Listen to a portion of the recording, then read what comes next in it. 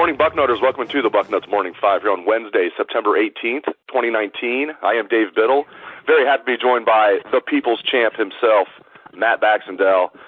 Want to tell a quick story for those of you who have no idea what the headline of today's show means, pollinate the flower.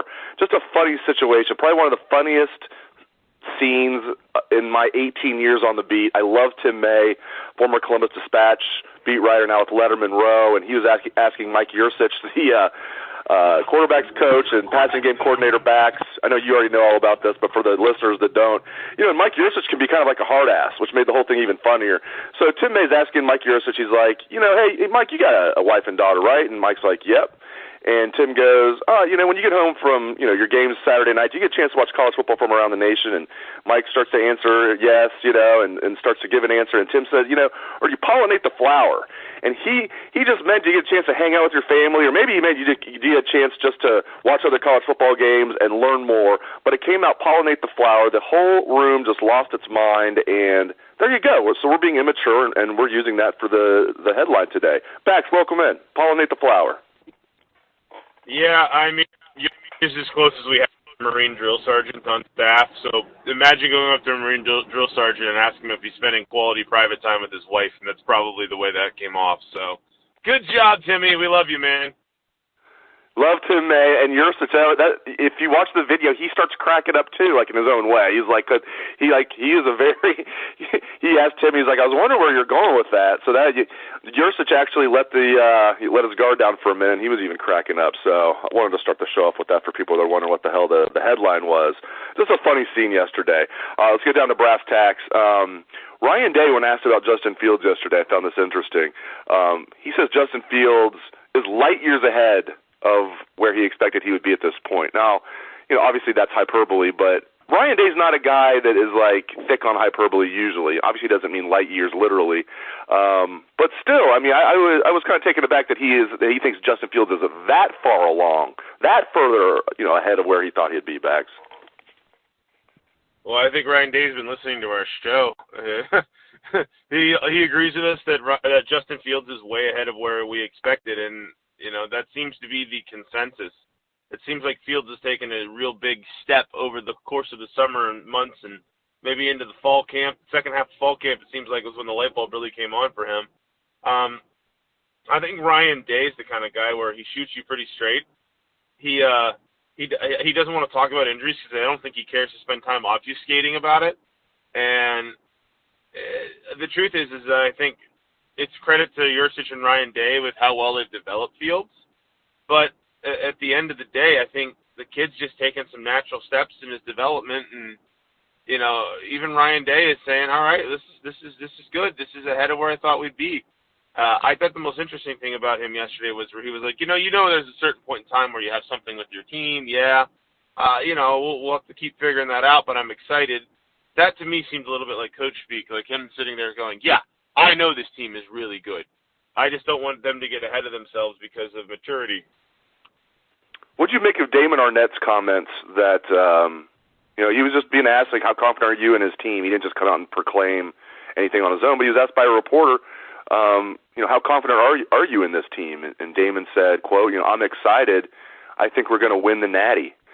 And a lot of people are like, how can you say, proclaim they're going to win the national championship? It's like he was asked a question, and we know Damon Arnette's a confident man. I didn't have a problem with it. Your take? Yeah, I have an issue with it. I know there's a lot of people who've been grumpy about Arnette's play in the past, and were like, dude, you shouldn't be the one saying that. Truth is, I'm glad he's confident. And to be a corner, you have to be confident. But let's face it, a lot of us watching this team are sitting here over the last few weeks going, well, this team has a much better chance to win the national championship than we had originally expected, right? This is a team that appears to have all the cylinders in place. Wow, the coaching seems to be even stronger than before. I don't think it's hyperbole because I think Ohio State's one of 5 or 6 teams in the country that has a legitimate chance of winning the national championship. And 5 or 6 might be a high number. That number might be 3 or 4. So I think Damon Arnette's telling the truth. And I'd rather guys tell me the truth than give me trestle speak all day. At the end of the day, Damon Arnette's a guy who expects his team to do well this year. And I'm glad these guys have these kind of expectations in the locker room. And behind the scenes, I think Ryan Day keeps talking about, quote, our goals, our goals, our goals. Well, goals includes winning the national championship. It's not like you shrink from it. You just have to perform your best every week, win every day, win every game. And I'm okay with that, man. It's not like he came out and he's like, yeah, I want to tell everybody here collectively that we are going to be the national championships. The rest of the Big Ten is trash. The SEC is trash. All y'all suck, and now I'll take my first question. I mean, he just answered a question fair, and I'm on board with it. I want these guys to think big. And as long as they're focusing every week on how they get there, that's totally fine. Your weekly thoughts on Master Teague. He continues to impress me. Just your take on what you're seeing from the redshirt freshman running back. I think we have two tailbacks now. I think we have two very good tailbacks. J.K. Dobbins has done nothing to get sat down. But if something happens with J.K. Dobbins, you have to feel really good about Master Teague coming in and playing a very big role. I mean, the truth is, he looked great in that game. He ran for 100-something yards on his own. And both those guys just, were all over the place because the offensive line was so good. And it's easy for tailbacks to look good when you have an O-line that's mauling people the way the O-line is right now. But Teagues ran hard from the start. Even the first game where Dobbins didn't look particularly great, when Teague came in substituting, he was averaging, 8 yards a carry or something? So he's clearly a player who, maybe if he'd been healthy the whole camp, we'd have much more hype coming in. This was a guy back in the spring we thought was going to be an impact player. So this is really good for Ohio State that they're developing this kind of depth at tailback. You have to think at this point Master Teague is going to get maybe a quarter to a third of the carries going forward because he's earned it.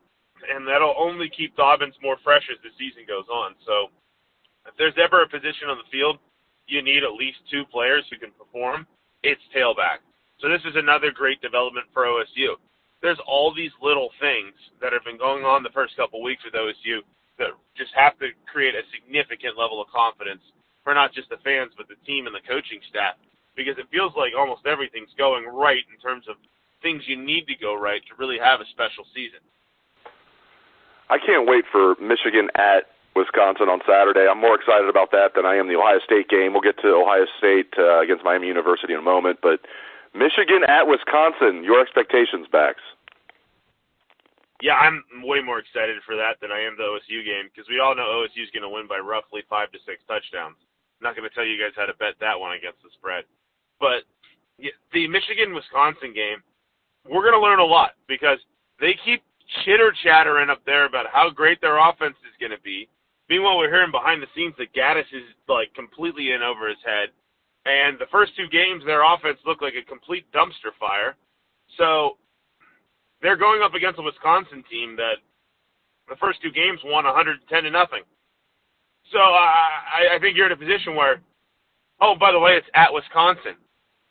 So all signs point to this could get ugly for Michigan.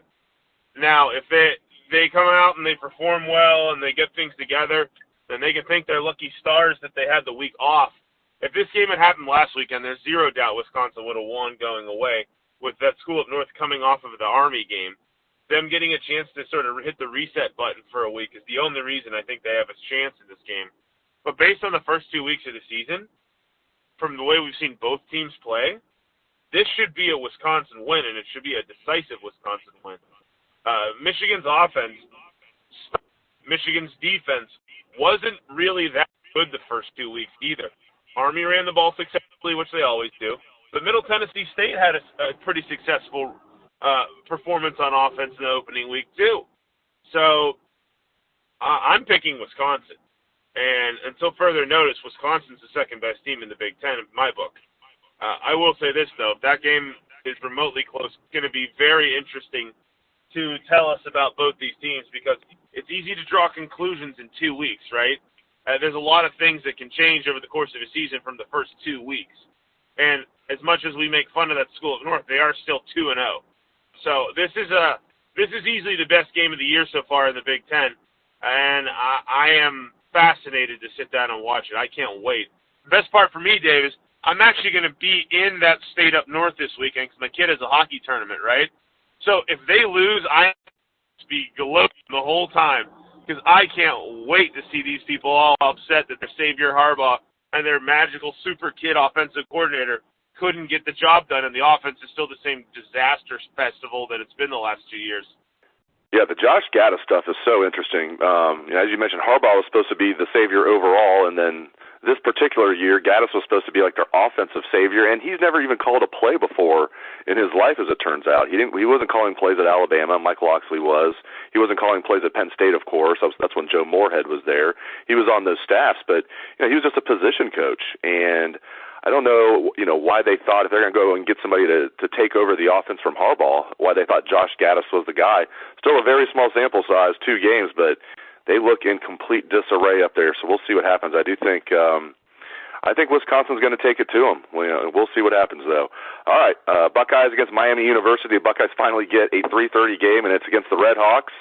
This is one of those games back where I just hope Ohio State can emerge unscathed as far as injuries, get a lot of the backups in there, a lot of the kids that might end up redshirting that they're only going to play in 4 games because of the rule that was enacted last year. It's a good chance for those kids to get in a game like this, most likely. Just, what are you hoping to see on Saturday against the Red Hawks? What will you be looking for? Yeah, this is one of those games where I always think back to Lawrence Wilson against Youngstown State breaking his leg in the first game of the year in a game that nobody gave a crap about. I think it was 2009 that happened. This is the kind of game where you just don't want something like that to happen.